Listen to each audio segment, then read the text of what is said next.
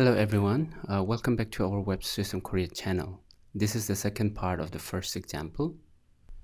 In this video, I will talk about how to apply the loads, boundary conditions, context, and we will proceed the simulation and complete this video.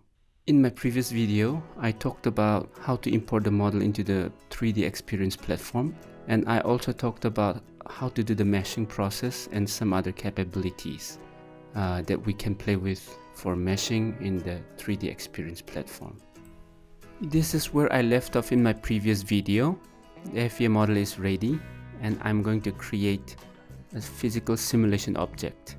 This is a structural problem, so I select the structural, and now the physical simulation object has been created and I can rename it as I want accordingly, and I can also make the description or comments so that I can search them or look for them in the future. After the simulation object is created, I can access to different type of options which are required to run an analysis through the action bar below. And I also can go through the assistant panel to check if the setups are ready to run the analysis.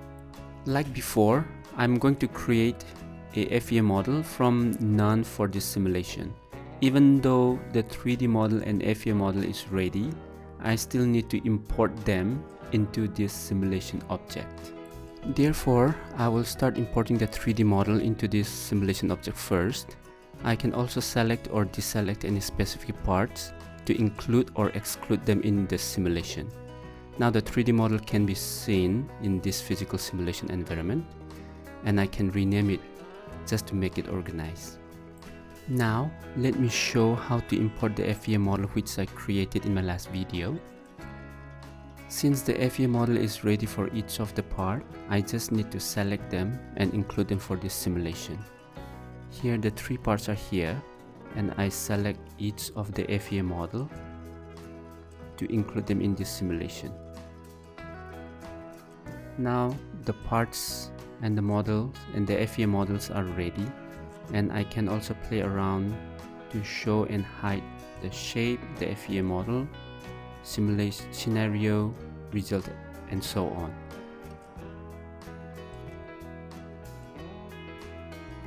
This example is a static analysis. In the procedure, the whole simulation types are available. There are static step and static perturbations. I will talk about the difference of these two static types in the future. For now, I will select the static step. I will make the step time as 1 second, and please remember that this step time is not the natural time. It is just a pseudo time to run this static simulation. It is always recommended to make the initial time increment with less than 10% of the step time, and the rest I'll make it simple. This simulation is a geometrically nonlinear, therefore I turn this option on. Now I'll hit OK.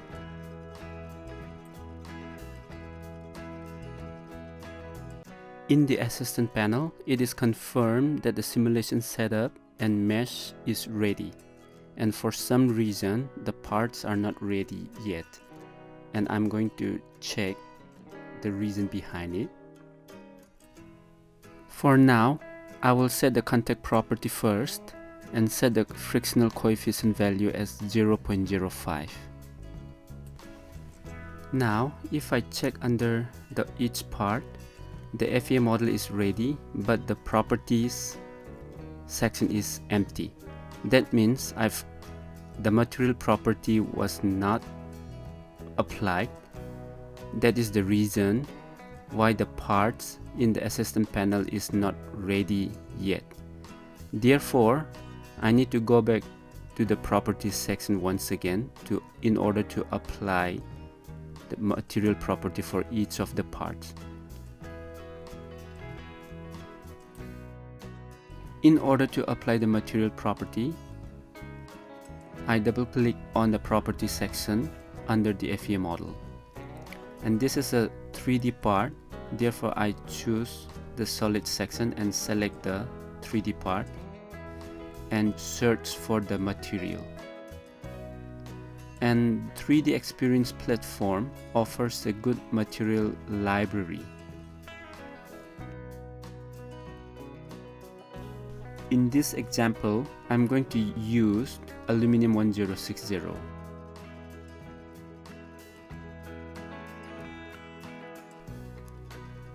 And after I select the right material, I can get more details of each of the material library. And as I have mentioned in my previous video, these two plates in this lap joint model, they belong to the same model.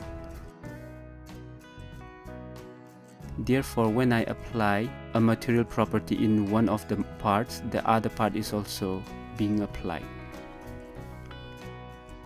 And now I need to apply for the rivet model as well, and in the same process I'm going to look for the material for this rivet model.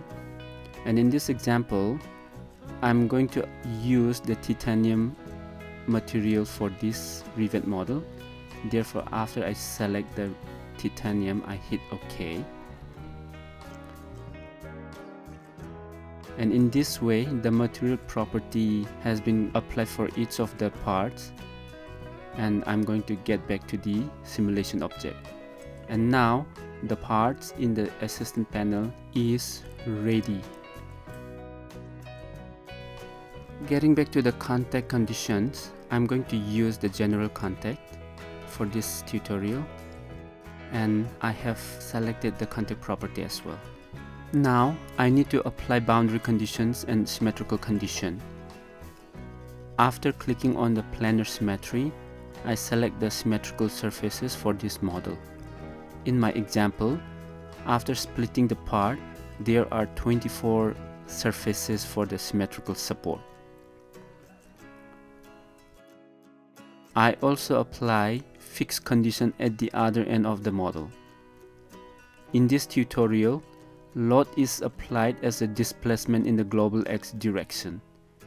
Therefore, displacement in the global y and z direction and rotation is constrained so that the model is allowed to move in the loading direction only, which is x direction.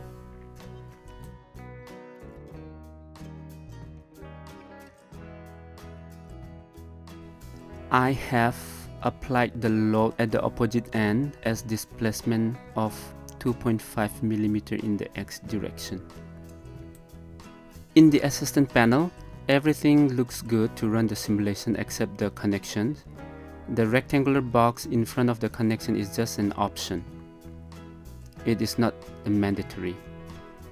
Before I run this analysis, I can check my simulation options if they are valid for the simulation or not.